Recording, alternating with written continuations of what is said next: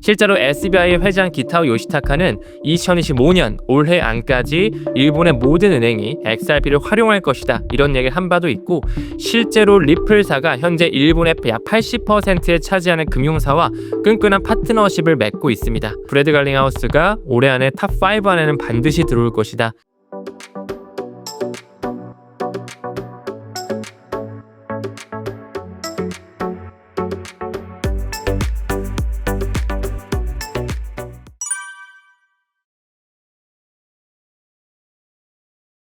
네, 사실 말씀 주신 것처럼 지금 시장 자체가 굉장히 어렵고, 그리고 또 개인 투자자 입장에서는 좀 무섭기도 한 그런 장세가 펼쳐지고 있습니다. 지금 도널드 트럼프가 상호 관세에 대한 발표 이제 4월 9일 날 하게 될 텐데, 일단 기본적으로 10%는 모두 다 부과를 했고, 지금 추가적으로 각 국가별로 해서 이제 포션을 나눠 가지고 상호 관세를 부과하겠다. 아직까지는 좀 강경한 스탠스를 취하다 보니 뭐 주식시장이나 코인시장과 같은 그런 위험자산 시장에 굉장히 좀 리스키한 부분으로 남아있는 건 사실입니다. 하지만 저는 이 부분에 있어서 지금 현재 뭐 우리가 팔고 떠나가야 될 때다, 혹은 뭐 시즌 종료를 바라봐야 될 때다, 이렇게 생각은 안 하거든요.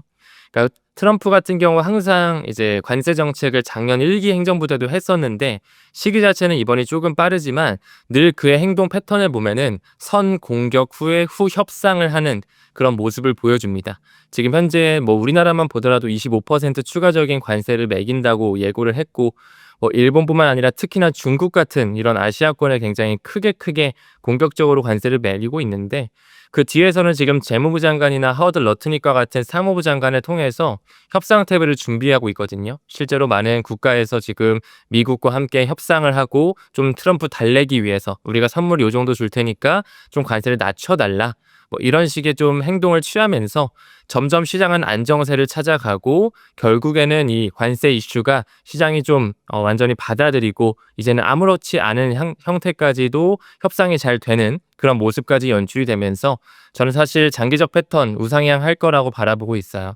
그래서 저는 올해 상반기 자체가 지금 뭐 굉장히 어렵죠. 1분기도 어려웠고 4월 들어오자마자 지금 관세 때문에 지속적으로 힘들고 있는데, 시간이 지남에 따라 이제 협상이 되고 좀 바닥을 다진 이후에 어느 정도 손바뀜이 필요하겠죠. 이제 개미 투자자들이 나가고 그 물량을 지금 기관들이 모두 다 소화하고 있기 때문에, 그들이 어느 순간 그 기관의 자금으로 좀 끌어올리는 시기는 연출될 것이라고 보고 있습니다. 물론 뭐 시기적인 부분은 제가 신이 아니기 때문에 맞출 수는 없지만, 이 중장기적 방향성에 대해서는 한번 고려해 볼 수 있지 않을까, 이렇게 생각하고 있습니다.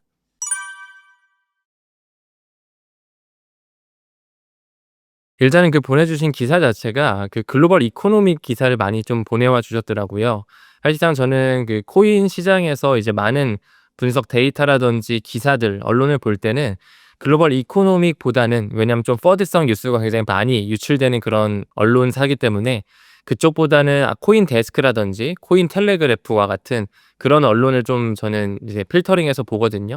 뭐 그렇다고 해서 글로벌 이코노미 자체가 모두 다 거짓 기사가 나오는 게 아니라, 이제 팩트 기반의 기사가 나오는데 가끔씩 거짓과 같은 그런 어떤 유명 인사들의 말을 섞으면서 굉장히 개인 투자자 입장에서는 좀 혼란을 야기시킬 수 있는 그런 미디어다 보니까, 지금 보내주신 어떤 그 장표들, 그리고 이제 기사들이 다 글로벌 이코노믹 출처의 그런 기사들이더라고요. 그래서 그 부분은 조금은 우리가 분별력 있게 좀 해석을 할 필요가 있다. 우선 좀 이 부분 좀 말씀드리고 싶고, 일단은 트럼프 움직임이 범상치가 않습니다. 물론 매크로 경제에 있어서는 관세 이슈, 무역 전쟁이라는 워딩까지 나오면서 불확실성이 커지는 건 맞지만, 암호화폐 쪽으로는 사실 굉장히 뒤에서 공격적으로 받아들이는 스탠스를 취하고 있어요. 지금 말씀 주신 것처럼 이제 헛8이라고 하는 캐나다 기반의 채굴 회사와 같이 손을 잡고 지분 투자를 해서 트럼프 아들들과 함께 아메리칸 비트코인이라고 하는 채굴 업체도 이번에 설립을 했고요.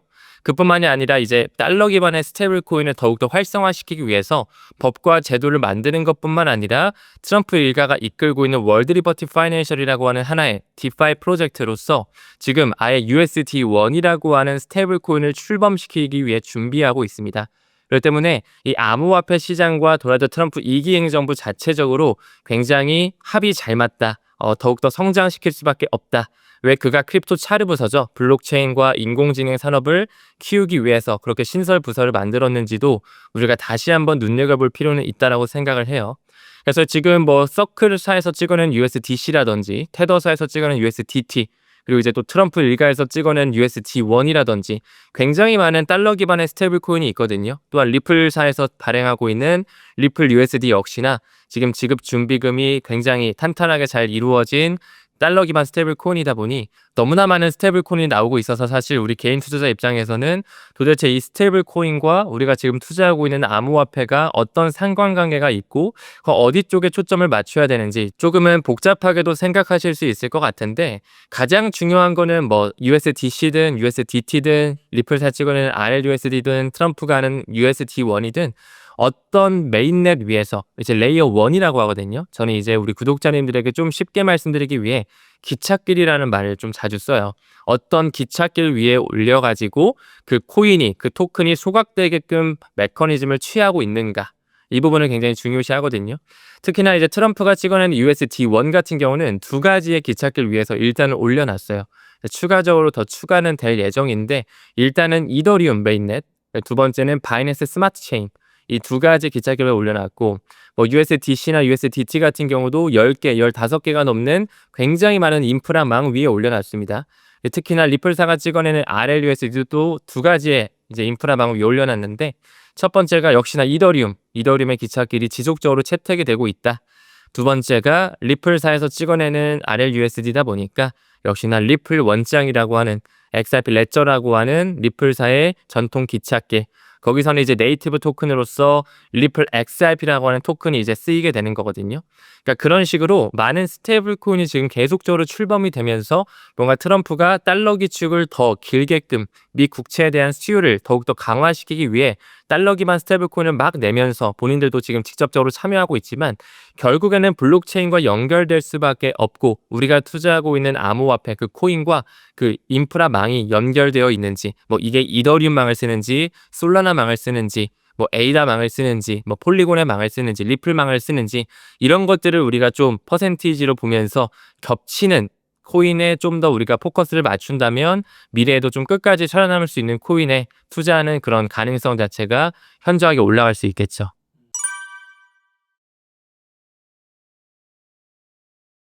일단은 비트코인 같은 경우는 딱 공급량이 정해져 있죠. 유한한 자산 클래스고, 이미 뭐 미국 재무부에서도 디지털 금으로서 인정을 해주고 있고, 블랙록의 레리 핑크 회장 같은 경우도 새로운 자산 클래스로 인정을 해주고 있습니다. 그렇기 때문에 우리가 반드시 암호화폐를 투자할 때 비트코인에 대한 공부가 먼저 좀 수반되어야 되는데, PD님 말씀하신 것처럼 비트코인이 이미 많이 좀 채굴이 된 것 같다 이런 말씀 해주셨는데, 그 기득권 세력들 입장에서는 여전히 비트코인 가격 자체가 현저히 내려와 있고, 앞으로 법과 제도가 만들어지면서 4차 산업혁명의 시대, 즉 블록체인과 인공지능의 시대가 이제 막 열리기 시작하는 그런 걸음마 단계를 떼고 있다라고 봐도 무방하기 때문에, 그 기득권 세력들, 금융 엘리트들, 월가들이 그만큼 비트코인에 대한 채굴 업체들에 공격적으로 투자를 하고 있는 것이죠. 실제로 지금 트럼프 일가에서 헛8과 함께 출범한 아메리칸 비트코인 같은 경우도 굉장히 많은 유대계 자본이 들어가 있지만, 이미 채굴업체 탑5 안에 들어가는 뭐 마라톤 디지털 홀딩스, 최근에 이제 마라 홀딩스로 이름이 리브랜딩이 됐는데, 마라 홀딩스라든지 클린스파크라든지 라이엇 블록체인, 코어 사이언티픽, 이런 회사들을 봤을 때 뒷배가 모두 다 동일해요. 블랙록을 필두로 한 5대 자산 운용사들이 꽉 쥐고 있기 때문에 지금 그들이 채굴 업체라든지 스트래티지와 같은 비트코인을 직간접적으로 투자하고 채택하고 있는 그런 BI 회사들, 지금 일본판 스트래티지로서 메타플랜이 또 출범이 됐잖아요. 최근에 게임스탑도 이제 비트코인을 채택하는 움직임을 보여주고 있는데, 지속적으로 그들이 비트코인 쪽 블록체인 암호화폐 생태계를 채택을 하면서 그들이 설계해 놓은 판 쪽으로 시나리오를 옮기고 있다, 이렇게 좀 해석을 하고 있습니다.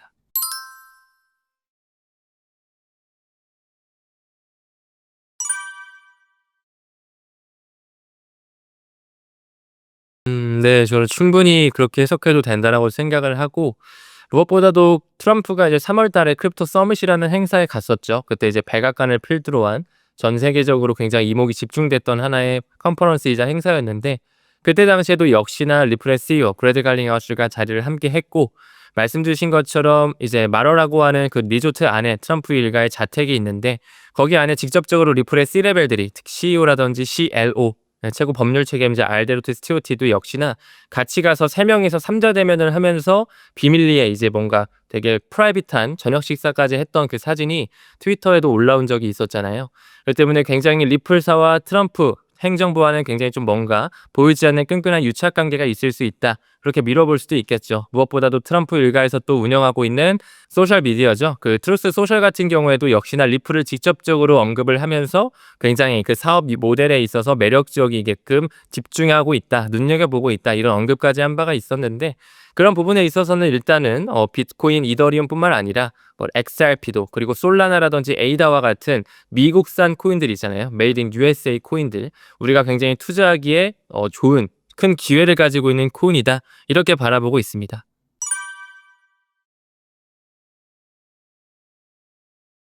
네, 물론입니다.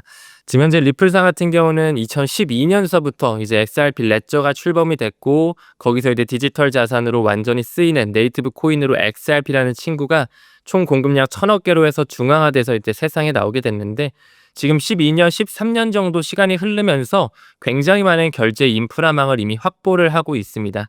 전 세계 탑3 안에 들어가는 송금 회사들, 뭐 머니그램이라든지 웨스턴 유니온이라든지 리아머니 트랜스퍼와 같은 미국 기반의 송금 회사들 일단 섭렵을 완료해 있고요. 심지어 우리나라의 센트비라든지 와이어베일리, 한패스와 같은 국경 간 결제 회사들도 모두 다 리플렛을 탑재하고 있을 정도로 굉장히 그 돈의 이동, 인터넷 오브 밸류라고 하는 것이 리플사의 비전이거든요. 가치의 인터넷을 하기 위해 그들이 과거부터 전 세계를 아우르는 자금이체 기업들과 파트너십을 맺고 지분을 인수하기도 하고 손을 잡고 있다는 거 매우 중요할 것 같아요. 그래서 최근에 또 아프리카 기반의 치퍼캐시와도 손을 잡으면서 국경 간 결제의 파이프라인을 아프리카, 특히나 메나라고 하는 미들 이스트 앤 노스 아프리카 지역, 이 중동 지역까지 확장을 하면서 최근에는 또 두바이의 금융서비스청의 리플 페이먼트에 대한 라이선스를 완전히 확보했거든요. 그러니까 이런 부분을 미루어 봤을 때 아직까지 미국에서 리플과 SEC의 소송은 완벽하게 100% 끝나지 않았지만, 호주라든지 뭐 브라질이라든지 두바이와 같은 뭐 아랍 지역, 아프리카 지역이라든지 유럽권 모두 다 섭렵을 완료해서 점점 이 결제에 대한 혁신을 불러오기 위한 토대를 마련해 놨다, 이렇게 좀 바라보고 있습니다. 그리고 무엇보다도 스위프트망과도 연결성을 우리가 반드시 짚고 가야 되거든요. 네, 스위프트라고 하는 것은 각 은행마다 부여된 하나의 코드죠. 벨기에에서부터 시작이 돼서 50년이 넘은 그런 역사를 가지고 있는데 굉장히 느리고 비효율적입니다. 그래서 그 스위프트망에서도 이제는 블록체인을 탑재하면서 좀 더 국경 간 결제를 빠르고 신속하게, 즉 효율적으로 하기 위해 새로운 코드 자체를 만들었어요. 그들이 새로운 코드를 제정시키면서 이제 국경 간 결제 안에 블록체인이 가미된 시스템을 점점 마이그레이션 하기 위해 준비하고 있는 거죠. 근데 그 코드 이름이 ISO 2002라고 하는 하나의 코드고, 그 안에는 단 하나의 블록체인이 탑재되어 있어요.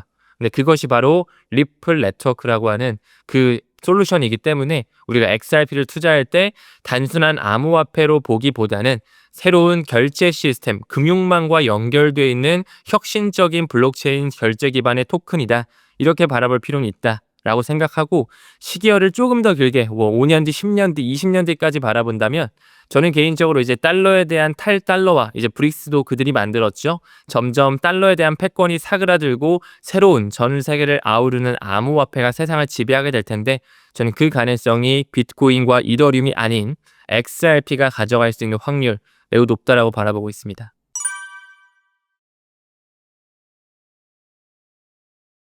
네, 일단은 우리가 좀 입체적으로 볼 필요는 있을 것 같아요. 단순하게 XRP가 가장 빠르고 수수료가 가장 저렴해서 XRP를 그 금융권에서, 뭐 자금이체 기업에서, 송금망에서 선택할 수밖에 없다?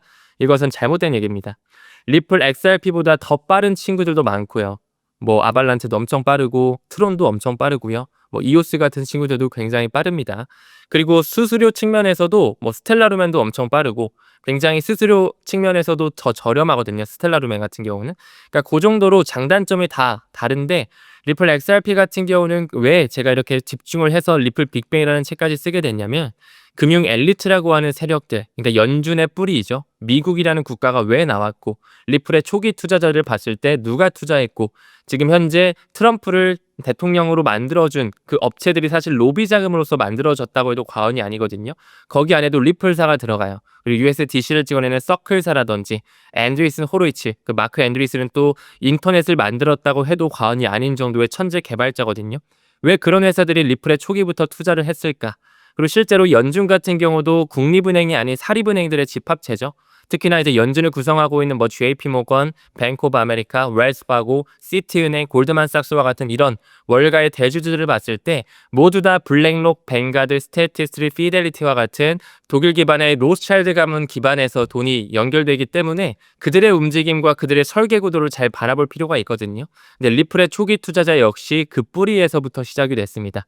2004년서부터 라이언 푸거라는 사람이 리플페이를 만들기 시작했는데 라이언 푸거의 뒤를 좀 우리가 쫓아보더라도 이 로스차일드 가문과의 유착 관계가 충분히 있는 인물이었다. 그리고 구글에만 쳐도 나오거든요. 초기 투자자만 몇 개 검색을 해봐도 뭐 산탄데르라든지 구글 벤처스라든지 이미 빌 게이츠가 이끌고 있는 빌샘 멜린다 게이츠 역시 리플사와 직간접적으로 연결이 되어 있고 그 이외에도 뭐 스탠다드 차타드와 같은 그런 영국계 은행들 그리고 태국 최대 시암은행이라고 불리우는 태국 SCB 은행 역시나 리플의 초기 투자자로 들어가 있고 여러분들 잘 아시고 계시는 CME 그룹 역시나 이제 뒷배를 봤을 때 블랙록을 필두로 한 자산들이 들어가 있는데 CME 그룹도 리플의 초기 투자자이고 무엇보다도 나스닥이라든지 마스터카드가 지분을 굉장히 많이 가지고 있는 그들이 만든 하나의 그룹이 있습니다. DCG 그룹이라고 디지털 커런시 그룹이 2013년서부터 굉장히 초기부터 리플사에 직접적으로 투자를 단행했다. 이런 어떤 유착 관계들을 보게 되면 리플에 대한 펀더멘탈이 조금 더 확신이 생기고 왜 그들이 XRP를 만들었고 왜 굳이 프라이빗 블록체인으로 설계를 했고 왜 탈중앙이 아닌 중앙화된 코인으로 만들어놨는지 이런 부분들을 입체적으로 보게 되면 이 친구가 물론 이 친구보다 빠른 것도 있고 수수가 더 싼 것도 있지만 금융권에서는 채택을 할 수밖에 없겠구나. 또한 그 부분의 일환으로 이제 국제 기구들이 몇 가지 있잖아요. 금융권을 대체하는 중앙은행 위에 중앙은행이라고 불리우죠. 국제결제은행 BIS도 있고 우리가 잘 알고 있는 IMF 국제통화기금 역시나 뉴욕을 기반으로 한 국제기구고 뭐 월드뱅크라든지 아시아인프라개발은행, 브릭스에서 만든 신개발은행 등등 그런 어떤 굵직굵직한 사립은행들이 아닌 국제기구들의 논문, 핀테크 보고서라든지 여러 가지 프로젝트를 미루어 보면 거기 안에 리플에 대한 분산 원장 기술, 인터레저 프로토콜에 대한 채택 방법, 어떤 식으로 결제에 대한 효율성을 만들어 갈 것이냐 이런 부분에 대한 파일럿 테스트와 개념 증명을 이미 여러 차례 긴 시간 동안 해왔기 때문에 저는 그래서 이제 리플 쪽에 조금 더 초점을 맞췄고 비트코인, 이더리움도 너무나 유명하고 우리가 투자를 해야 되지만 그들과 결이 다른 하나의 새로운 금융 시스템이 이 XRP라는 친구구나 라는 것에서 이제 투자와 공부와 유튜브 채널까지 좀 운영하게 됐던 것 같습니다.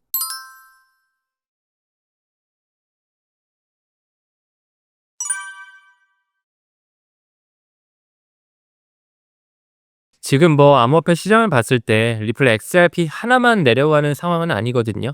비트코인을 필두로 한 많은 암호화폐들, 특히나 이더리움이 지금 알트코인의 대장으로 써 있는데 맥을 못 추고 있다 보니까 많은 알트코인이 지금 많이 좀 하향 조정되어 있죠. 굉장히 가격적인 부분은 지지부진한 흐름을 보여주고 있습니다. 그렇기 때문에 리플 하나만 가격이 내려왔다, 뭐 리플이 또 다시 한번 리또속을 보여준다, 이거는 아니라고 봐요. 사실 과거에 트럼프가 이제 취임하기 전, 당선되기 전까지만 하더라도 다른 코인들은 잘 받쳐주고 뭔가 좀 가는 것처럼 보여도 XRP는 항상 이제 1,000원이 못 미치는 가격, 동전 가격대에 워낙 머물러 있다 보니까 리또 속이라는 약칭까지 생겼었거든요. 리플의 또 속냐라는 뜻인데 지금 현재는 XRP 혼자만 그렇게 지지부진한 흐름을 보여줘서 상대적 박탈감이 주는 게 아니라 이더리움도 못 가고 솔라나도 계속 내려앉고 뭐 에이다도 못 가고 하다 보니까 전체적인 매크로 이슈랑 좀 연관성을 가지고 있다. 아직까지는 나스닥 시장이죠. 미국 증시와 커플링이 되어 있다 보니까 트럼프의 말 한마디에 좀 사그라드는 굉장히 많은 이번에도 뭐 6조 달러 이상 청산됐는데 그렇기 때문에 지금 전체적으로 암호화폐 가격이 못 가고 있다라고 봐주시면 되고 또 일각에서는 XRP가 워낙 많이 올랐기 때문에 이미 선반영이 된 것이다. 이런 식의 말씀도 많이 하시거든요. 실제로 트럼프가 당선되기 전에는 뭐 500원, 600원대의 가격이었다가 트럼프가 당선되고 취임하기 전까지 한 5,000원에 육박한 돈까지 쭉 갔었어요. 뭐 6-7배 정도 갔다가 지금 다시 2,000원대 중후반 내려오면서 지지부진한 흐름을 보여주고 있는데 사실상 뭐 최근 6개월 정도의 동향만 보게 되면 리플이 뭐 너무나 이미 많이 올랐다고 볼 수도 있겠지만 우리가 리플 XRP에 대한 차트를 조금 더 길게 롱텀하게 볼 필요가 있어요. 2017년, 18년 때 그 두 번째 반감기 사이클 이후로서 비트코인과 이더리움은 충분히 많은 상승을 보여줬다면 리플 XRP는 굉장히 많은 눌림 속에 약 7년의 패턴을 눌려왔고 지금 현재 삼각수렴의 패턴 마지막 쪽에 이제 에너지가 응축이 끝나서 튀어오를 준비를 하고 있다. 저는 오히려 이렇게 보고 있습니다. 그렇기 때문에 지금 현재 뭐 XRP 가격이 2,500원 선 왔다 갔다 하고 있는데 여전히 저평가되어 있다라고 바라보고 있고요. 투자하기에는 매우 매력적인 시기가 아닐까 이렇게 좀 생각을 하고 있습니다.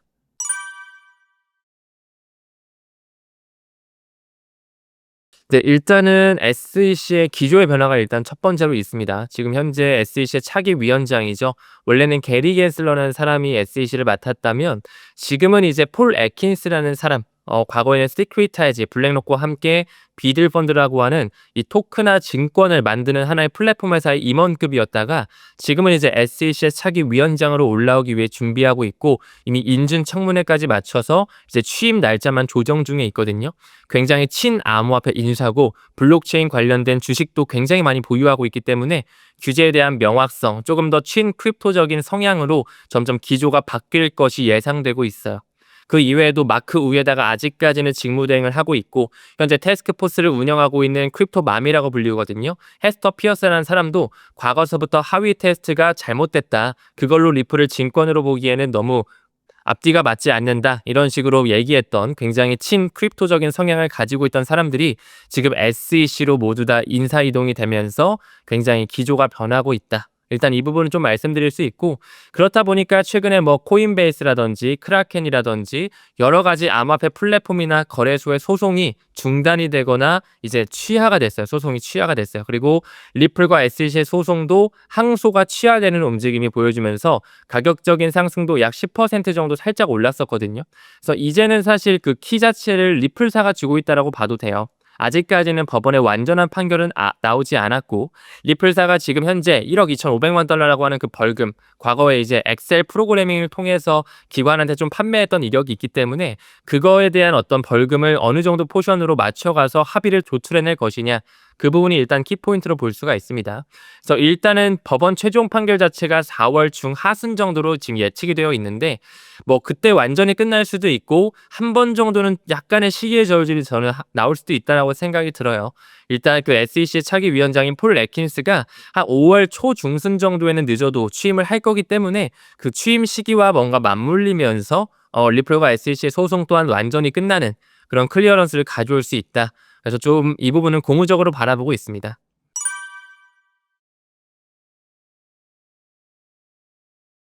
일단 가격적인 예측은 사실상 굉장히 조심스러운 질문이라고 받아들여지고 시기나 가격 같은 경우는 사실 뭐 개인이 누군가가 예측을 한다, 맞출 수 있다라고 하면 사실 사기꾼이겠죠. 사기꾼이고 거짓말일 텐데 일단 뭐 제 개인적인 소신 발언을 한번 해볼게요. 무엇보다 가격 이야기를 하기 전에 리플과 SEC의 소송이 4년 이상 끌어왔습니다. 2020년 말부터 게리 겐슬러 전에 위원장이었던 제이 클레이튼이라는 사람이 임기 마지막 날에 이제 떠나가는 날에 리플을 기소하고 떠났어요. 리플을 본인이 기소해 놓고서는 갑자기 암호화폐 친화적인 스탠스로 태세 전환을 하고 리플에 대한 옹호 발언까지 한 바 있었거든요. 저는 그때부터 리플과 SEC의 소송은 뭔가 좀 짜여진 각본 같다, 하나의 쇼 같다 이런 생각을 많이 좀 했었는데 아무쪼록 결과론적으로는 4년 정도의 시간이 흘렀고 아직까지도 가격적인 부분은 많이 저평가되어 있죠. 무엇보다 상반기 내로 두 가지의 리플에 대한 호재거리가 나올 수 있다고 봐요. 첫 번째가 방금 말씀해 주셨던 리플과 SEC의 완전한 소송의 마무리. 법원 판결이 좀 필요하겠죠. 그리고 이제 어떤 식으로 합의를 낼지, 벌금을 어느 정도 낼지 이 부분은 당연히 서로에 대한 합의가 필요할 것 같고요. 두 번째는 지금 현재 많은 알트코인의 ETF가 준비되어지고 있습니다. 특히나 솔라나라든지 XRP 라이트코인, 디지털 은이라고 불리는 이런 라이트코인도 지금 일각에서 많은 자산 운용사에서는 현물 ETF를 만들기 위해서 신청을 하고 있어요. 근데 아직까지 약 1.5경 원 정도라고 하는 천문학적인 돈을 운용하고 있는 세계 1등 자산 운용사죠. 블랙록에서는 아직 신청을 해주지 못했어요. 항상 블랙록이 신청하면 한 번 정도의 펌핑이 역사적으로 있었습니다. 그렇기 때문에 올해 상반기 안에는 이 두 가지 이 리플과 SEC의 소송의 완전한 마무리와 블랙록의 XRP 현물 ETF 신청, 승인 말고 신청, 요 정도 두 가지로서 좀 큰 가격적인 파급력을 보여주지 않을까 생각을 하고, 가격적인 부분은 뭐 방금 언급드린 것처럼 너무나 개인적인 생각이고 맞을 수는 없겠지만 지금 한 2,500원 정도 하고 있거든요. 방송 오늘 촬영하는 시점으로 블랙 먼데이 맞으면서 트럼프 관세로서 많이 내려왔고 개인들이 굉장히 힘들어하는 시점이죠. 저는 지금 가격에서 최소 3-4배 정도, 기본적으로 10,000원 정도는 충분히 뚫을 수 있는 모멘텀이 나올 수 있지 않을까 한번 조심스럽게 말씀드려보고 싶습니다.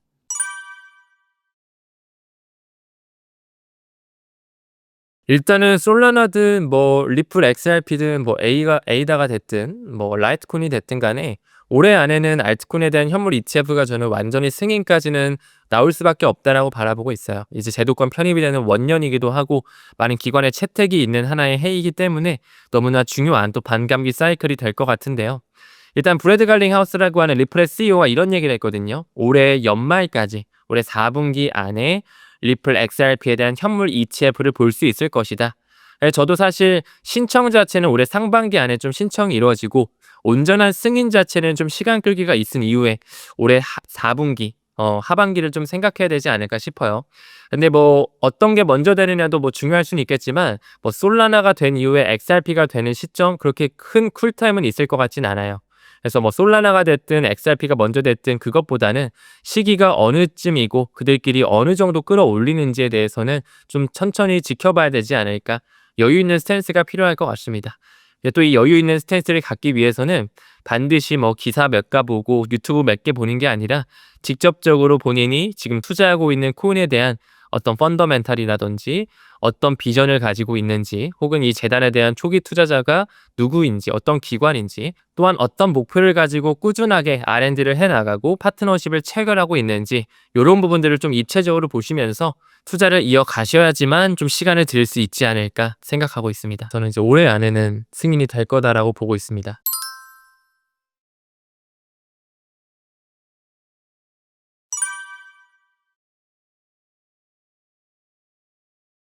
일단은 많은 XRP를 좀 부정적으로 생각하시는 분들 중 가장 큰 원인이 재단에서 너무나 많은 XRP를 가지고 있다. 그게 한 가지의 큰 리스크 요인이 될 수 있다. 이런 식의 말을 해주시는 분들이 계시거든요. 맞는 말입니다.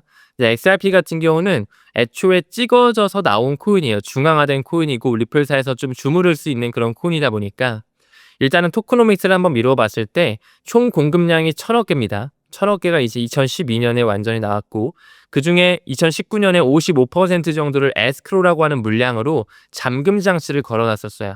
매월 1일마다 10억 개씩 이제 은행에게 대여 또는 판매를 하면서 우리 XRP를 실제적으로 너희들이 써보고 ODL이라고 하는 그런 플랫폼을 한번 활용을 해서 정말 XRP를 채택할지 말지라고 하는 그런 어떤 하나의 시범대 위에 올라왔던 거죠. 그 시기가 벌써 막 5년 정도가 지나서 현재 에스크로 물량은 380억 개 정도 남아 있습니다. 그리고 리플사가 약 40억 개 정도를 보유하고 있기 때문에 전체적으로 봤을 때 총 1,000억 개 중에 약 40%의 물량, 약 400억 개 정도는 리플사가 보유 및 에스크로로서 잠궈놨죠. 그러다 보니까 거의 절반에 가까운 물량을 그들이 핸들링할 수 있다는 게 투자자 입장에서는 굉장히 리스크하죠. 우리가 저 회사를 어떻게 믿지? 갑자기 덤핑 물량을 또 만드는 거 아닌가? 이런 생각도 들기도 하고, 갑자기 뭐 트럼프가 채택을 안 해버리면 어떡하지? 라고 하는 이런 단순한 두려움도 가질 수 있을 것 같아요. 근데 개인적으로 모든 주식이든 부동산이 똑같을 것 같아요. 코인도 마찬가지인데 가격이 오르려면 수요와 공급 법칙에 따라서 수요가 많아야 되겠죠. 수요가 많아야 되고, 무엇보다도 리플 XRP 같은 경우는 국경 간 결제망, 그 스위프트망을 대체하는 걸 목표로 하고 있기 때문에 정말 그 비전대로만 타임라인에 맞게 가준다면 이 1,000억 개라는 수량, 현저히 부족한 수량입니다. 지금 현재 스위프트의 시장 규모 자체가 20경원이 넘어가거든요. 20경원이 넘어가고 지금 많은 금융 전문가들이 앞으로 RWA라고 하는 리얼 월드 에셋, 모든 것이 토큰화되는 시장이 오게 됐을 때 스위프트 시장 규모가 거의 2배에 육박하게 커질 것이다. 그래서 뭐 250조 달러, 더 크게 가면은 300조 달러까지 2030년을 바라보면 더더욱 풍성해질 것이다. 뭐 주식이든 미술품이든 코인으로 모두 다 살 수 있는 그런 시대가 오다 보니까 그렇게 시장 캐파가 커질 거라고 바라보는데, 그런 시장 규모를 담당하기에 리플 XRP의 1,000억 개의 물량은 사실상 한없이 부족합니다. 그렇기 때문에 리플의 초기 개발자였던 리플의 CTO 데이비드 슈워츠라는 사람이 천재 개발자인데 그 사람이 리플을 100만 분의 1로 쪼개지게끔, 그러니까 뭐 삼성전자가 과거에 20분의 1 뭐 이렇게 액면 분할한 것처럼 100만 분의 1로 쪼개지게끔 설계를 해놨어요. 비트코인 같은 경우도 그 사토시 나카모토라는 사람이 비트코인을 1억 분의 1로 쪼개지게끔 설계해놨거든요. 그래서 이제 사토시 단위라고 하는 사토시 마켓도 존재하는데 리플 같은 경우는 드랍이라 그럽니다. 드랍 단위. 드랍 단위로 쪼개지면서 100만 분의 1로 쪼개지게끔 괜히 설계한 게 아닐 것이다. 그리고 무엇보다 리플사가 지금 40%의 물량을 가지고 있다 말씀드렸는데 그만큼 뭔가 그 기득권 세력들이 움켜쥘 수 있는, 쥐락펴락할 수 있는 그런 매력적인 자산 클래스이기 때문에 어쩌면 새로운 금융 시스템을 넘어서 제2의 세계 준비통화, 기축통화의 자리까지 충분히 넘볼 수 있지 않을까, 이렇게 좀 바라보고 있습니다.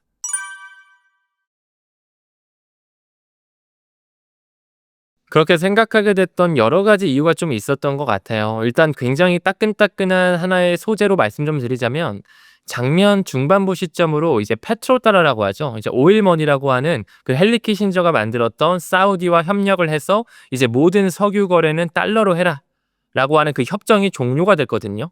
그러면서 지금 현재 브릭스가 계속 커지면서 4개국, 5개국, 지금은 10개국까지 확장이 되어 있고 그 브릭스에서 자국 통화 시스템, 뭔가 공동통화, 브릭스페이를 만들겠다, 이런 식으로 하는 뭔가 그들끼리의 위안화, 루브라, 루피와 같은 브릭스 통화를 계속 띄우고 있어요. 그러면서 지금 현재 인도의 브릭스 국가, 뭐 인도라든지 아랍에미레이트와 같은 그런 국가들이 석유 거래를 할 때 과거는 달러로 했다면 지금은 뭘로 하냐면 XRP로 합니다. 그러니까 이 부분을만 보더라도 달러로 하다가 위안화가 아니고 루브라가 아니고 루피가 아니고 리플로 한다고? 일단 뭔가 좀 의미심장한 그런 퍼즐이 맞춰지는 듯한 느낌이 있다라고 저는 생각을 하고, 무엇보다 모잘루프라고 하는 하나의 재단이 있어요. 모자라고 하는 것은 스와힐리어로 하나를 뜻합니다. 하나.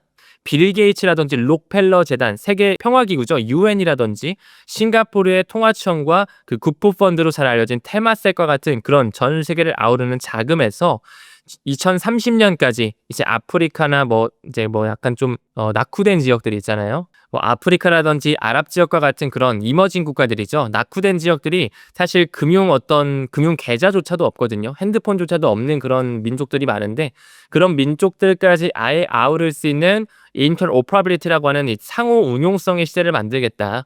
금융에 대한 포용성 시대를 만들겠다라고 해서 그들의 자금이 모잘루프 재단을 또 출범을 했어요. 근데 거기서 단 하나의 블록체인 회사와 손을 잡고 있습니다. 그것이 바로 리플사고요. 그리고 무엇보다도 지금 뭐 트럼프가 나와서 관세 전쟁 일으키고 스테이블 코인도 계속적으로 출범이 되다 보니까 달러가 영원할 것처럼 보일 수 있겠지만 결코 그렇지가 않습니다.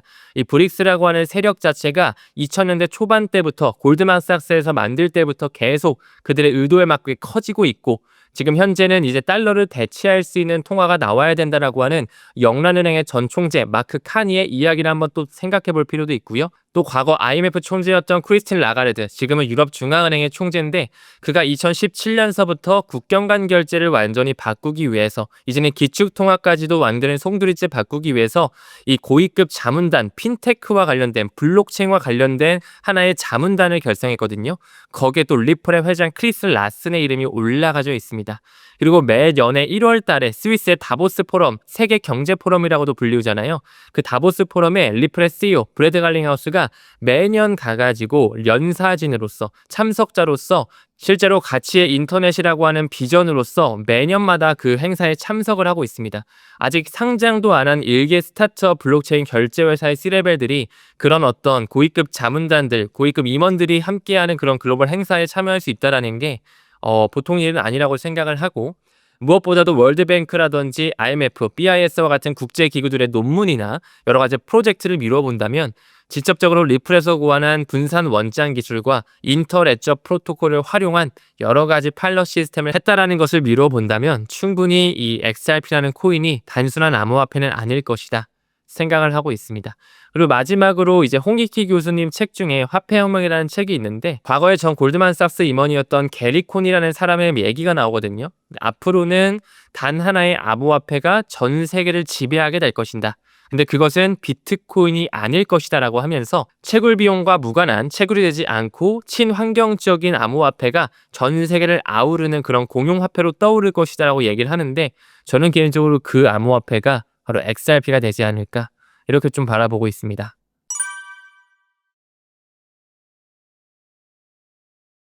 일단은 지금 현재 비트코인이 당연히 암호화폐 쪽에선 시가총액 1 등이고 뭐 이미 현물 ETF가 뚫려 있기 때문에 많은 자산군에서 또 선택이 되고 있죠, ETF 상품으로.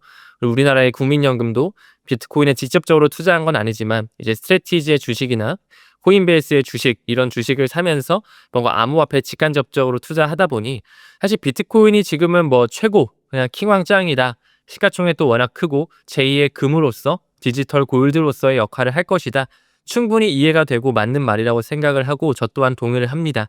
XRP를 굉장히 좋아하고 투자하는 투자자로서 비트코인도 당연히 병렬적으로 가져가야 된다고 생각을 해요. 저희 구독자님들께도 반드시 비트코인을 정수 단위, 그러니까 1개 정도는 그냥 자손한테 물려주자. 내 아들, 딸들한테 하나씩 정도는 물려줄 수 있게끔 미리미리 준비하자라고 제가 늘 말씀을 드리거든요. 그 정도로 비트코인이 암호화폐 최초의 블록체인으로서의 의의를 가지고 있고 무엇보다도 더욱더 큰 가치 반영이 될 것이라고 생각은 합니다. 그럼에도 불구하고 왜 제가 XRP가 시가총액 1등까지도 갈 수 있다 이렇게 말씀을 드리냐면 이 비트코인이 나온 본질을 한번 생각해 볼 필요가 있는 거예요. 비트코인을 그 사토시 나카모토라는 사람이 2009년에 이제 2009년 1월 달에 세상에 나오게끔 공표를 했거든요. 2008년에 미국발 금융위기가 있었죠. 그때 이제 뭐 리만 브라더스 파산 사태라든지 서브프라임 모기지 사태 터지면서 이제 더 이상 금융기관을 믿지 못하겠다. 이제는 금융기관 없이 피어투피어 시스템으로 사람 대 사람 간의 디지털 캐시 시스템을 할 수 있게끔 최초의 블록체인을 만든 게 바로 비트코인이거든요.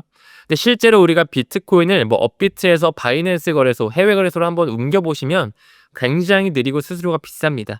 실제로 비트코인의 기술적 한계라고도 볼 수가 있고 비트코인을 필두로 한 라이트닝 네트워크로서 그의 대안인 비트코인의 레이어 2죠. 라이트닝 네트워크 역시도 거액 결제를 하기에는 큰 한계점을 가지고 있어요. 왜 그러냐면 비트코인이 그 블록 크기 자체가 1MB로 제한되어 있기 때문에 이 트랜잭션 자체를 옮기는 부분에 굉장히 속도가 느립니다. 1초에 6, 7건밖에 못 옮겨 굉장히 느리거든요. 그리고 수수료도 비싸고. 그렇다 보니까 그것을 대체하기 위해 나온 게 바로 리플 XRP, 리플의 회사이자 거기서 만든 하나의 레이어 1, 기찻길이죠. 리플 원장, XRP 레저라고도 불리고 그 기찻길에서 이제 네이티브 코인으로 쓰이는 게 바로 우리가 투자하고 있는 XRP거든요. 그러니까 이 친구는 금융망과도 굉장히 연관이 되어 있지만 이 블록체인 우리가 왜 나왔는지를 보게 되면 정말 돈을 움직이기 위해서 정보에다가 가치를 입히면서 지금까지 우리가 정보화 시대에 살고 있잖아요. 뭐 페이스북, 인스타그램이라든지 뉴스만 보더라도 모든 정보, 언제 어디서 불이 나던 전쟁이 나던 어떤 일이 일어나던 다 사방의 뉴스들을 알 수 있듯이 이제는 그 정보에 데이터를 입히면서 굉장히 빠른 돈의 이동의 시대를 만들기 위해서 블록체인이 탄생했다고 보거든요. 블록체인뿐만 아니라 인공지능이 이제 같이 융합되면서 4차 산업혁명이 도래하게 될 텐데 그 부분을 우리가 미뤄봤을 때 블록체인은 화폐를 혁명하기 위해, 금융을 혁명하기 위해 나왔구나. 근데 실제로 거기서 가장 큰 유틸리티를 가져가는 코인이 비트코인인 줄 알았더니 뜯어보니까 실제로 사용해보니까 너무나 느리고 비효율적이더라. 그거를 그들이라고 하면 아까 초반에 언급드렸던 자산 운용사들을 뿌리로 한 유대계 자본들, 로스차일드를 필두로 한 그런 기득권 자금들이 리플사를 만들면서 그들이 XRP 코인, 중앙화된 코인, 그리고 국경 간 결제를 하기 위해서 프라이빗 블록체인으로 리플 네트워크를 만들면서 이미 그런 국제 기구들과 손을 잡고 있죠. 그렇기 때문에 시간이 지남에 따라 이 XRP에 대한 규제에 대한 명확성이 오고 기관의 자금이 들어올 수 있는 파이프라인 ETF가 뚫리게 되면 실제적으로 XRP가 활용될 수밖에 없는 여러 가지 판례들, 활용 사례들이 나올 거고 시간이 조금 더 지나면 정말로 제2의 기축통화까지도 눈여겨볼 수 있는 그런 코인, 포텐셜은 충분히 있다고 생각을 합니다. 그렇기 때문에 뭐 1, 2년 안에 비트코인을 따라잡는다 절대 그렇게 생각은 안 해요. 10년, 20년 정도를 우리가 바라보고 본다면 충분히 XRP가 타의 추종을 불허하는 굉장히 높은 유틸리티, 활용성, 사용성을 가져가기 때문에 저는 사실 뭐 먼 미래 10년, 20년 뒤에는 리플 XRP가 가장 위에 블록체인의 대장으로서 원탑 자리를 가져가지 않을까 생각하고 있습니다.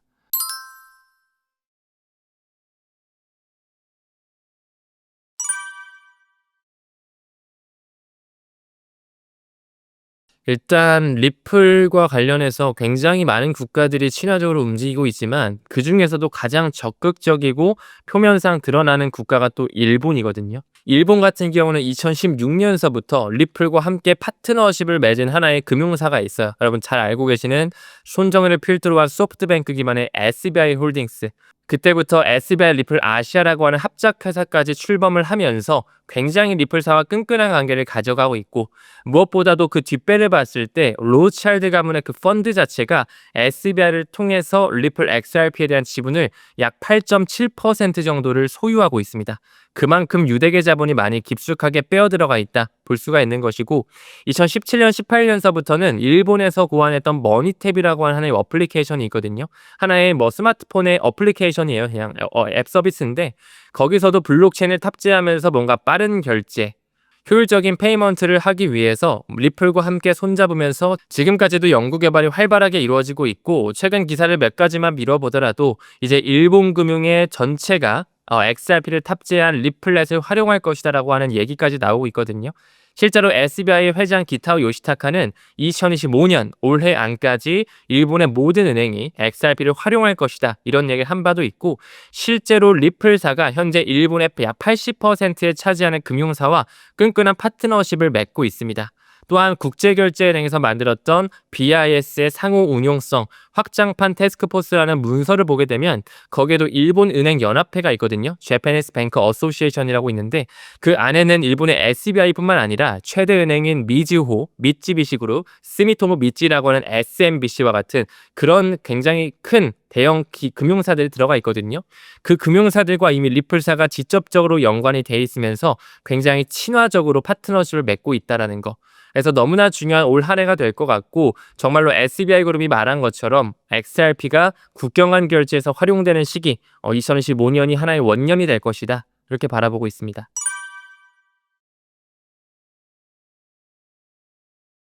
아무래도 이제 일본이라는 국가가 미국이랑도 굉장히 또 친화적이기도 하잖아요. 항상 미국 뒤에서 그들끼리의 계략을 만들고, 엔캐리 트레이드 청산 같은 경우도 그들끼리 시나리오만 연출하면 충분히 나올 수 있는 시장 장세이기 때문에, 일본이라는 국가가 사실 정말 혁신적인 나라이면서 5대 기축통화로까지 들어갈 수 있는 엔화를 또 보유하고 있는 나라인데, 그만큼 이 미래 먹거리에 대해서 미국과 함께 계략을 펼쳤다, 저는 이렇게까지도 볼 수가 있을 것 같아요.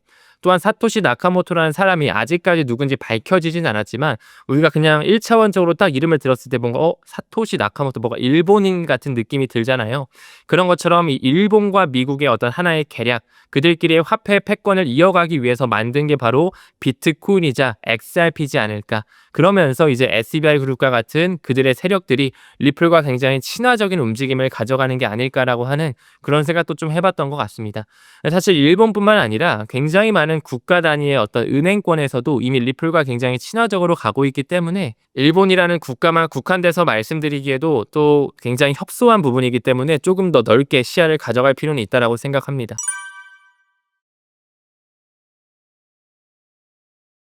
사실상 이제 브릭스 같은 경우에 이제 브라질, 러시아, 뭐 인도, 남아프리카 공화국 이렇게 있잖아요. 중국까지 해서 총 5개 국가로 시작이 됐다 뭐 이렇게 하지만, 지금 현재는 10개 국까지 확장이 됐거든요. 그리고 많은 이제 국가에서 계속적으로 지원이 되고 있어서 점점 확장될 것으로 바라봐지고 있습니다. 그래서 실제로 뭐 브릭스 간의 어떤 공동 통화가 나올 것이다, 본인들 나라만의 어떤 새로운 결제 시스템을 고안해서 우리는 블록체인을 탑재한 그런 어떤 결제 시스템, 금융 시스템을 만들 것이라고 하는데, 실제로 그것을 뜯어보고 어떤 플랫폼인지 우리가 하나씩 들어가게 되면 단 하나의 제정된 음, 공통적으로 하나의 제정된 코드를 따르고 있어요. 그것이 바로 스위프트와 연관되는 ISO 2002라고 하는 코드거든요. 이제 ISO라고 하는 것은 국제 표준화 기구의 명칭이에요. 우리가 뭐 콘센트를 볼 때 110V, 220V 이렇게 나눠져 있는 것처럼 그 표준을 제정하는 곳이 바로 이제 국제 표준화 기구 ISO고, 거기서 이제 금융권에 맞춰진 코드를 만들어진 게 뭐 15077 이후에 나온 게 이제 20022 이 코드거든요. 근데 그 코드를 지금 중국에서도 받아들이고 있고, 러시아에서도 받아들이고 있고, 인도에서도 받아들이면서 그들끼리의 브릭스페이를 만들려고 하는 거죠. 근데 우리가 그 ISO 2002에 실제로 등록 관리 그룹에 들어가면 각국의 중앙은행들, 그리고 페이먼트 회사들, 카드사들, 스위프트 망도 들어가 있고, 중앙 예탁기관, 뭐 미국을 기반으로 한 DTCC라든지 유럽을 기반으로 한 클리어스트림과 유로클리어, 이런 어떤 굉장히 저명하고 영향력 있는 기구들이 들어가 있거든요. 근데 거기에 단 하나의 블록체인 네트워크가 탑재가 돼 있어요. 그게 바로 리플사에서 국경 간 결제를 하기 위해 고안한 리플 네트워크입니다. 실제로 돈을 이동할 때 뭐 CBDC를 이동하든 법정 통화를 이동하든 비트코인을 이동하든 간에 브릿지 통화로 XRP가 소각이 돼요. 그러니까 앞으로 브릭스 페이가 나온다. 혹은 뭐 미국을 필두로 한 새로운 금융 시스템이 출범한다. 이제 조만간 7월 달을 기준으로 연준의 페드와이어 펀드 서비스 안에도 ISO 2002가 탑재가 되거든요.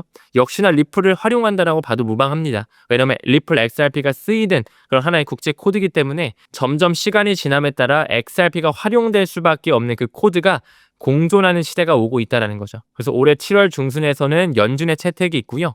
올해 11월 22일 연말까지 시계열을 보게 된다면 스위프트의 공존의 시기가 이제 연출이 되기 때문에 조만간 이제 리플 빅뱅의 해가 더더욱 우리한테 피부로 와닿는 시기는 올 거라고 생각합니다.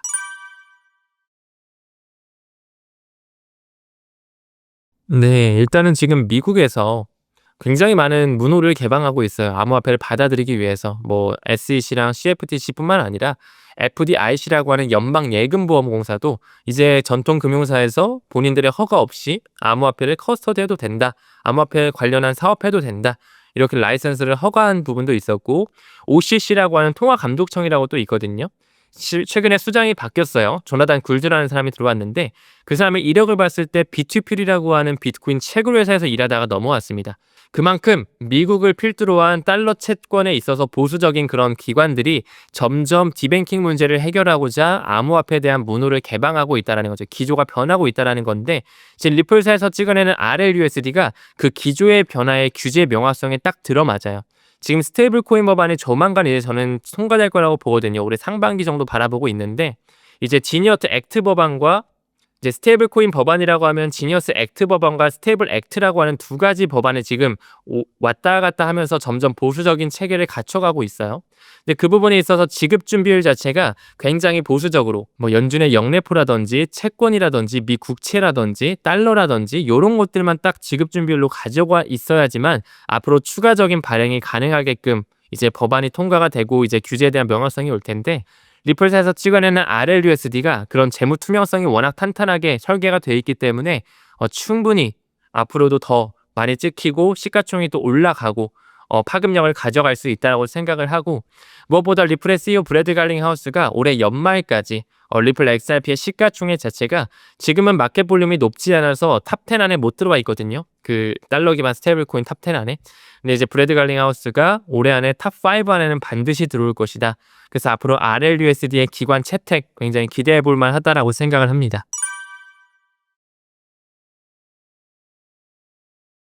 네, 리플 XRP에 나올 수 있는 큰 호재는 사실 두 가지 정도 말씀드릴 수 있을 것 같아요. 일단은 아직까지 소송이 완전하게 100% 끝난 건 아니기 때문에 이 규제에 대한 명확성이죠. 리플과 SEC의 소송이 완전히 끝나는 거, 법원 판결까지 나와서 서로 합의를 아마 도출할 걸로 바라보고 있는데 좀 확실하게 클리어하게 끝날 수 있는 그 부분이 가장 큰 호재가 될 것 같고 두 번째는 아무래도 ETF겠죠. ETF가 신청이 되고 승인이 되는 부분이 기관의 자금이 이제 공식적으로 들어올 수 있는 발판이 마련되다 보니까 이제 아직까지는 블랙록에서 신청을 안 했기 때문에 뭐 프랭클린 템플턴이나 이제 피델리티도 점점 움직이고 있고 굉장히 많은 자산 운용사 뭐 21 쉐어즈나 위즈덤 트리, 카나리 캐피탈 등등 굉장히 많은 미국 기반의 자산 운용사에서 XRP 현물 ETF 신청을 했지만 그 블랙록에서 신청을 하고 나서 이제 올해 안에 승인이 된다 했을 때 굉장히 큰 호재로 적용될 수 있다고 생각합니다.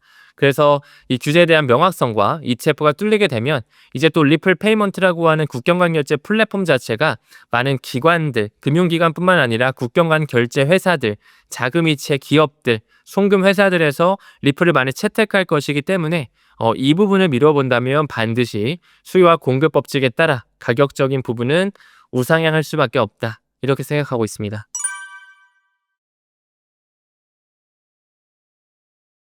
일단 저 같은 경우도 XRP뿐만 아니라 당연히 비트코인과 이더리움을 포함한 그런 글로벌 메이저 알트코인들의 포트폴리오를 많이 좀 분산을 해뒀습니다. 분산을 해뒀고 XRP가 근데 비중이 가장 많습니다. 저는 사실 처음에는 이더리움이 가장 많았다가 이제 리플 XRP를 파면 팔수록 굉장히 매력적인 자산이고 굉장히 비전이 좋다라고 바라보기 때문에 지금 현재는 이제 XRP 비중이 가장 많아요. 가장 많고 그 이외에도 섹터별로 이제 좀 대장으로 뽑힐 수 있는 굉장히 많은 섹터가 있거든요. 뭐 인공지능 섹터도 있을 수 있고 밈코인 영역도 있잖아요. 그쵸? 그다음에 뭐 프라이버시, 인간의 존엄성을 우리가 조금 더 확립할 수 있는 미래 CBDC 세상이 온다 했을 때 이제 통제권 세상으로 들어갈 텐데 그런 어떤 익명성과 프라이버시를 대체할 수 있는 그런 코인들이라든지 혹은 블랙록에서 지금 비들펀드라고 하는 RWA 시장을 계속 키우고 있는데 거기서 선택된 코인들 뭐 이더리움 기반이면 이더리움이라든지 그 이외에 이더리움 레이어 2 코인 중에 어떤 것들이 좀 많이 쓰이는지 이런 것들을 분석을 해서 각 섹터별로 좀 나눠서 포트폴리오 한 10개 종목 정도는 제가 좀 분산을 해둔 것 같아요. 그래서 여러분들께서 혹시라도 이제 막 코인 투자를 고민하신다면 우선적으로 공부가 좀 수반이 되셔야 된다고 생각을 하고 웬만하면 비트코인, 이더리움, 리플, XRP 요 세 가지 3대장 코인을 무조건적으로 좀 담아 가시고 그 이외에 만약에 나는 좀 알트코인들에 좀 관심이 간다라고 하면 시가총액 10위권 안에 있는 코인들, 20위권 안에 있는 코인들에 포커스를 하셔서 꾸준하게 공부하시면서 좀 중장기적인 투자, 사이클 투자 이어가면 좋다라고 생각하고 있습니다.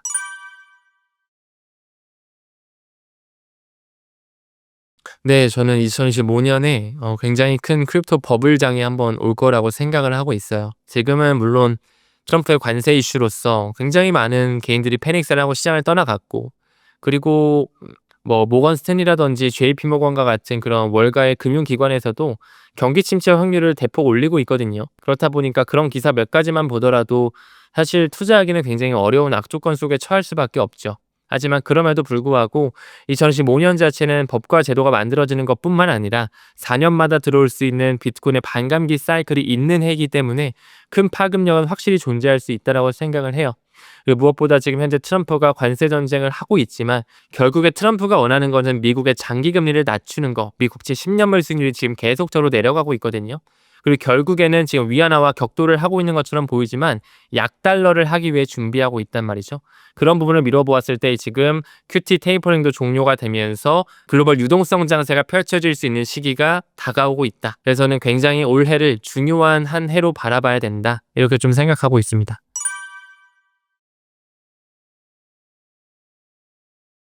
일단은 암호화폐를 투자하면서 돈을 번다라는 거는 정말 현실적으로는 굉장히 확률적으로 낮습니다. 그러니까 우리가 세력을 이기기에는 어렵죠, 사실. 그러니까 그만큼 암호화폐 판 자체가 가격 조작이 충분히 있을 수 있을 정도로 그들이 판을 이미 다 짜 놨어요. 마켓 메이커도 섭렵을 해 있고 많은 중앙화에서도 그들이 가지고 있고 비트코인 채굴 업체도 섭렵을 했기 때문에 채굴량을 조절을 할 수도 있고요.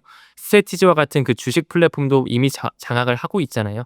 그렇다 보니까 우리가 그들을 이기려고 하는 그런 욕심보다는 그들이 돈을 만드는 사이클에 올라타서 그 사이클에 우리가 수수료를 먹는 개념으로 수익을 먹는 개념으로 생각해 주시면 좋을 것 같아요. 그 부분에 있어서 굉장히 2025년이 너무나 중요할 것 같고 특히나 또 많은 초보 투자자들 이제 코린이라고도 많이 불리는데 그분들이 뭐 책을 보시는 분들도 물론 계시겠지만 많은 분들이 이런 영상을 통해서 그러니까 이런 인터뷰 영상이면 차라리 오히려 좀 괜찮을 것 같은데 코인 유튜버 분들 너무 많잖아요. 물론 너무나 좋은 유튜버 분도 많지만 뭐 영상 하단에 전화번호 이렇게 딱 띄워 가지고 여기다가 뭐 3 번, 5번 이렇게 문자를 주시면은 저희가 종목을 추천해 드립니다. 저희가 이번에 웹3 회사인데 엄청 좋은 코인을 찍어서 수익률을 보장해 드립니다. 혹은 뭐 선물 단타 트레이딩 대회를 열어서 여기 거래소에 가입을 하십시오. 혹은 뭐 퀀트 트레이딩으로서 우리가 돈을 벌게 해 주겠다. 뭐 커피 트레이딩 뭐 이런 식의 어떤 단어와 생소하게 와닿으면서 뭔가 개인들을 현혹할 수 있는 그런 마케팅장이 워낙 펼쳐져 있다 보니까 굉장히 위험한 시장이거든요, 사실. 그래서 유튜브 채널 보실 때도 웬만하면 밑에 뭔가 전화번호가 나와 있다. 그러면 그냥 안 보시는 걸 좀 추천드리고 싶어요. 혹시라도 리플 XRP라든지 이런 글로벌 메이저 코인에 대한 펀더멘탈 쪽에 좀 가치 투자를 하고 싶다라고 하시면 제가 운영하고 있는 타임 레버리지라는 채널이 있습니다. 그 채널도 한번 종종 오셔서 공부 한번 해보셨으면 좋을 것 같고 이제 정말로 법과 제도가 만들어지는 하나의 원년이고 지금 우리나라의 한국은행도 CBDC 파일럿 테스트 한강 프로젝트도 진행되고 있거든요. 실제로 QR코드를 통해서 편의점이나 마트 같은 데 가면 블록체인을 결제할 수 있게끔 지금 10만 명 대상으로 계속 시범 테스트를 하고 있단 말이죠. 그만큼 굉장히 시대가 빠르게 격변하고 있는데 우리가 암호화폐에 대한 공부를 반드시 좀 할 필요가 있다. 이 부분 좀 강력하게 말씀드리면서 꼭 암호화폐를 단 하나의 뭔가 투기 수단으로 돈 세탁 지표로 바라보는 게 아니라 이제는 뭔가 하나의 산업군으로 주식의 새로운 형태로 좀 받아들이시면서 천천히 느긋하게 좀 공부를 하시는 마음가짐이 필요하지 않을까 이런 부분 좀 전달드리고 싶습니다.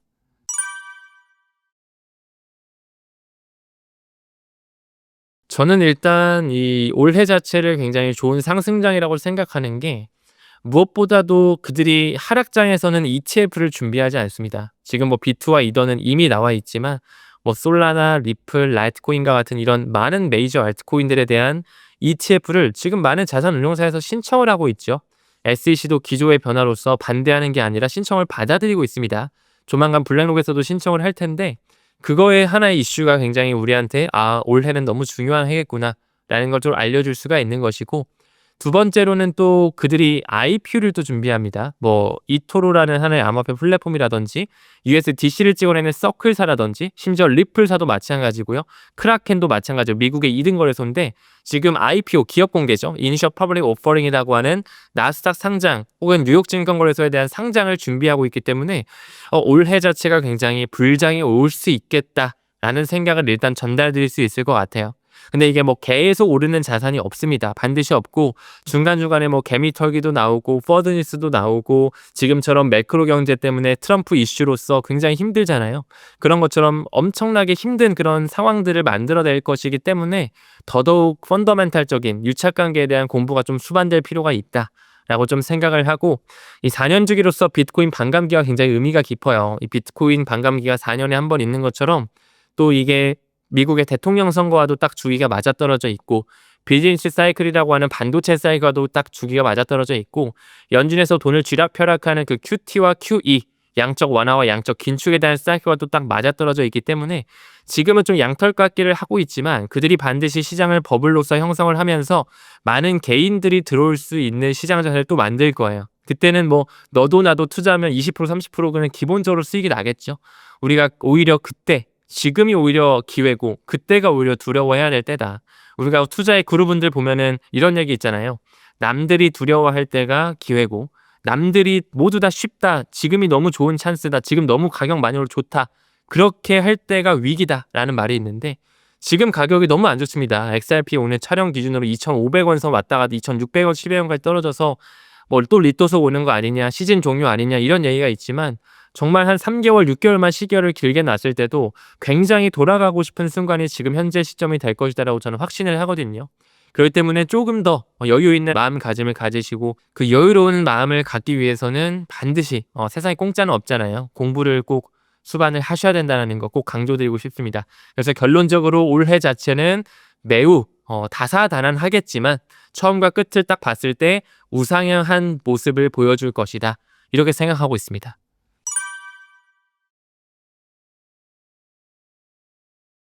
네. 웅달 책방이라는 이렇게 또 너무 좋고 유명한 채널에 와서 인터뷰할 수 있게 돼서 기분이 너무 좋고 영광스러운 하루가 되는 것 같고요. 암호화폐 투자가 정말 쉽지는 않습니다. 솔직히 쉽지 않고 뭐 차트 공부하시는 분도 계시고 단타를 치시는 분도 계시지만 저는 개인적으로 단타나 뭐 차트 보면서 이렇게 막 뭐 선물 트레이딩 하시는 거는 조금 리스키하다고 생각해요. 아무래도 뭐 한두 번 맞고 세네 번 맞을 수 있어도 결국에는 제로섬 게임이더라. 우리가 도박장을 가도 결국에는 돈을 잃고 나오잖아요, 대부분이. 그렇다 보니까 그만큼 어려운 시장이기 때문에 더더욱 공부가 필요한 시점이라고 생각이 듭니다. 그래서 여러분들 항상 안정성에 일단 최우선으로 투자를 하셨으면 좋겠고 제가 운영하고 있는 타임 레버리지 채널과 또 투자사관학교도 제가 따로 교육 플랫폼을 운영하고 있는데 그런 부분도 한번 눈여겨봐 주시면서 공부 좀 진정성 있게 하고 싶다 하시면 한 번씩 또 찾아주시면 좋을 것 같습니다. 아무쪼록 오늘 인터뷰 기회 만들어 주셔서 대단히 감사드리고 여러분들 건강 잘 챙기시고 2025년 모두 다 행복한 한 해 되시길 진심으로 바라겠습니다. 고맙습니다.